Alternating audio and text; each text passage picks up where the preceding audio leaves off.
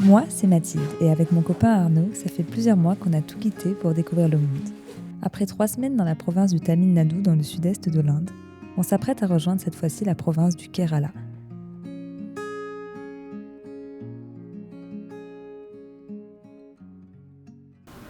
Il est 4h du matin, et on va dans le Kerala.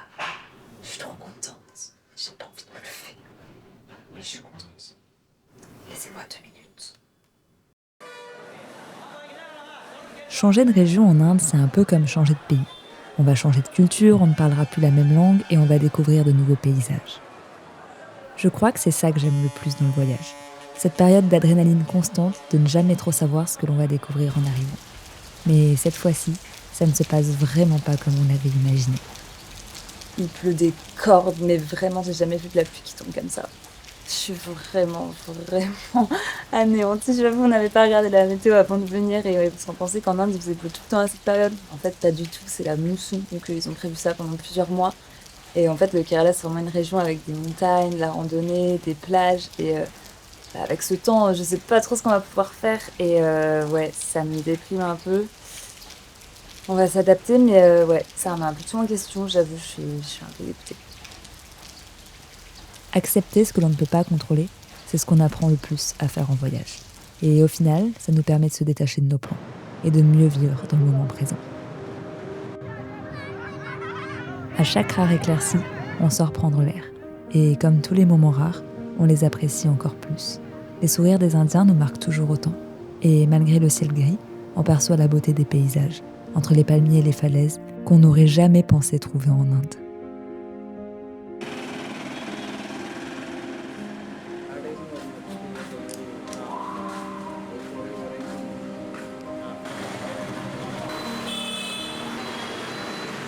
Qu'est-ce qu'on va faire ? On est parti pour aller voir la plus grande statue d'oiseau du monde. Je suis trop heureux parce que j'adore les grandes statues d'oiseaux. Donc c'est génial. T'as déjà vu des grandes statues d'oiseaux ?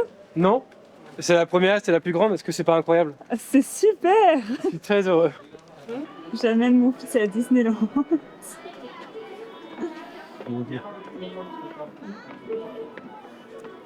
Donc côté. C'est une très grande statue d'oiseau. Cet aigle se nomme Jatayu. Il est issu de la mythologie hindoue et cette statue est un hommage à la protection et à l'honneur des femmes. Elle a une valeur très importante dans la région et on a vraiment apprécié observer la vue depuis l'observatoire. Et ce qui nous a aussi beaucoup touchés, c'est tous les locaux qui sont venus discuter avec nous. Il y a trop de monde dans les télécabines, du coup on marche. Elle nous a dit qu'il y avait 1 km et 826 marches. Les marches en question. Ouais! Ils t'ont fait coucou. Oui, ils m'ont fait coucou. Encore.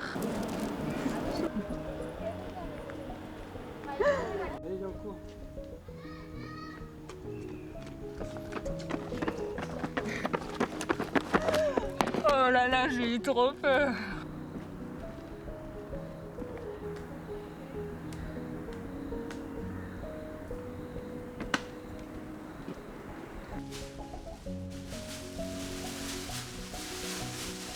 On est en train de faire nos sacs et la vérité c'est qu'on sait pas du tout où on va parce que en fait on voulait faire du stop aujourd'hui pour la première fois. Enfin on a déjà fait un peu en Malaisie mais là on voulait vraiment tenter de faire une grande distance.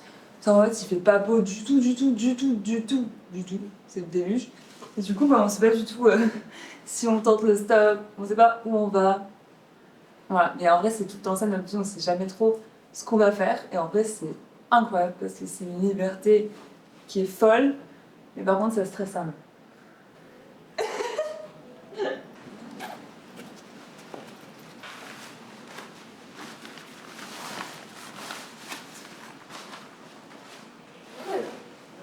On y va ou... Je suis très excité. Je suis prête moi. Bah moi aussi.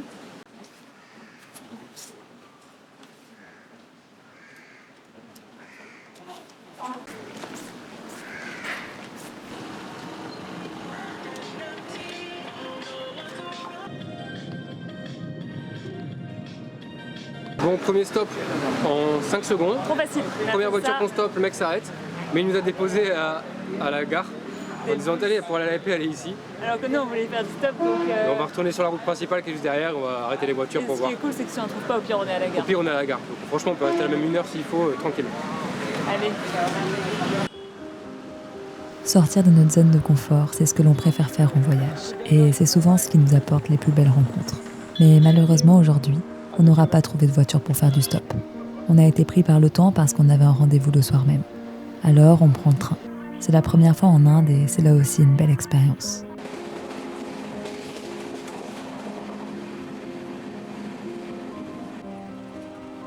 Après 2 trains et 3 heures de trajet, on finit par arriver à Alépé. Mais là encore, la météo n'est pas du tout au rendez-vous. Alors on change nos plans et dès le lendemain, on embarque dans le ferry public vers une prochaine destination. Alépé est connu pour ses backwaters, ces fameux canaux parsemés de cocotiers. On passe près de 2 heures à y naviguer, à observer le vent qui fait danser les feuilles, les petits oiseaux qui sont un peu partout, et tous les locaux qui utilisent ce bateau pour rentrer chez eux. On a été surpris de voir le nombre d'habitations qu'il y avait au bord de l'eau, et cette période de mousson ne doit vraiment pas être évidente pour eux. Après ce long périple, on finit par arriver à Kottayam, cette ville dont on ne connaissait même pas l'existence hier, mais où on finira par dormir ce soir. Dès le lendemain, on prend un bus en direction de Munnar pour découvrir ces célèbres plantations de thé. Mais ça se passe encore une fois pas du tout comme prévu. coucou, ça fait longtemps que je vous ai pas parlé. Bon, comment dire, vous vous rappelez de cette scène dans le premier épisode? J'ai peur de tomber malade.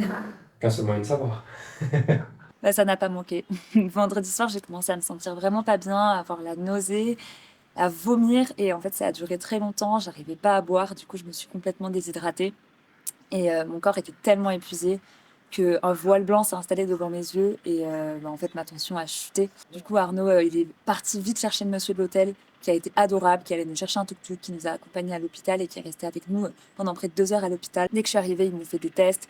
Ma tension était très basse, j'avais perdu 1,5 litre d'eau et du coup, on m'a perfusée, on m'a fait des tests, j'ai dormi un peu et on m'a dit le lendemain matin que j'avais une bactérie, que j'allais devoir rester hospitalisée pendant 3 jours. Ce que j'ai eu, c'est rien de rare sur les touristes occidentaux en Inde parce que les normes d'hygiène sont pas du tout les mêmes. Et en soi, je m'attendais à ce que ça arrive. J'avoue que je voulais vraiment pas aller à l'hôpital parce que l'hôpital est vraiment une de mes plus grande peur dans la vie.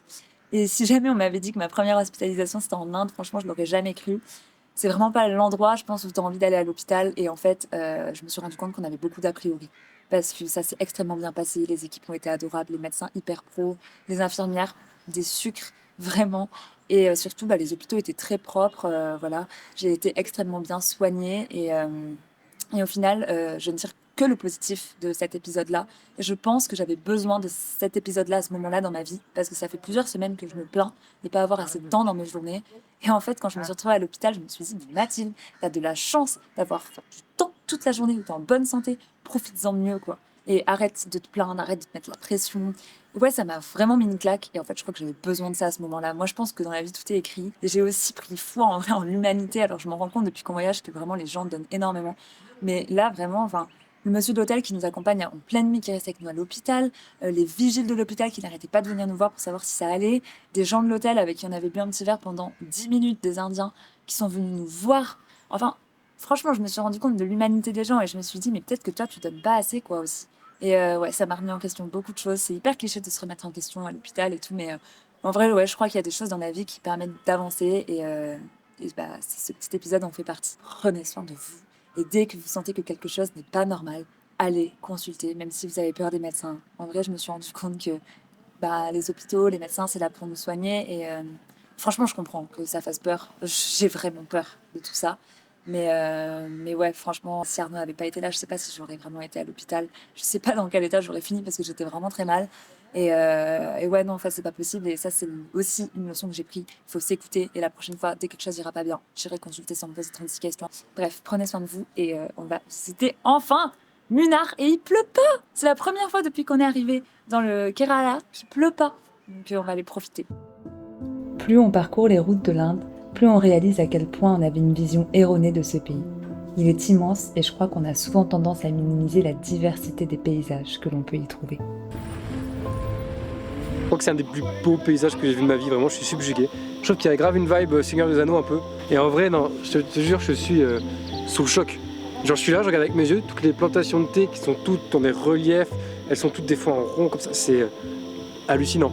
Genre c'est vraiment un des plus beaux trucs que j'ai vu de ma vie.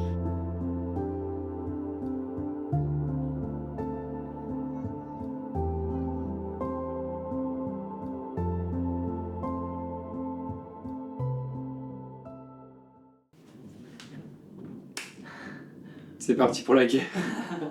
Aujourd'hui est le jour que j'attends depuis qu'on s'est mis ensemble.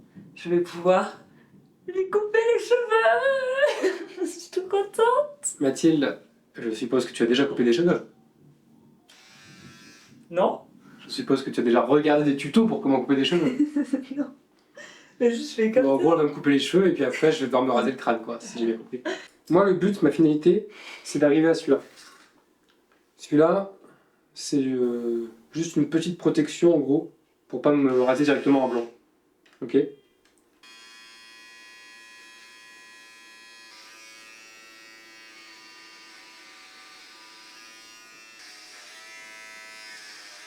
Tu te fais pour rigoler pour avoir une belle coupe de cheveux. Bah, les deux. Mais tu rigoles pas. Non, je veux une belle coupe de cheveux. Moi je suis pas barbare hein. Bah, t'es en train d'apprendre. Mais là je t'ai rasé le crâne quoi. Oui, c'est bien. Non mais c'est trop moche. En plus là t'as juste une ligne de cheveux, ça n'a aucun sens. Oh, le massacre.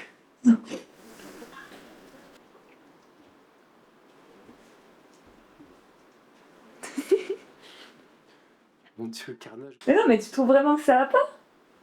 Bah, il y a le dégradé qui est pas fait, quoi. Oui voilà, bah à part ça. J'ai raté, ouais, vraiment. Je suis désolée. Mais j'ai une solution. Voilà, Ouais, j'ai c'est clair. réussi la coupe. Wouh! Il est temps de passer au haut de la tête avec mes ciseaux de qualité qui ne sont qu'autres que des ciseaux à pharmacie. Du coup, tu vas me laisser te couper les cheveux plus tard Bon, ça fait des économies, hein. et des souvenirs. Bon, mais sur le dessus, normalement, ça fait pouf. Quoi? Je suis pas Tintin. Mais si, normalement, ça fait un peu comme Tintin. Non, ça va sur le côté. Ah, c'est bon. Ouais, comme ça.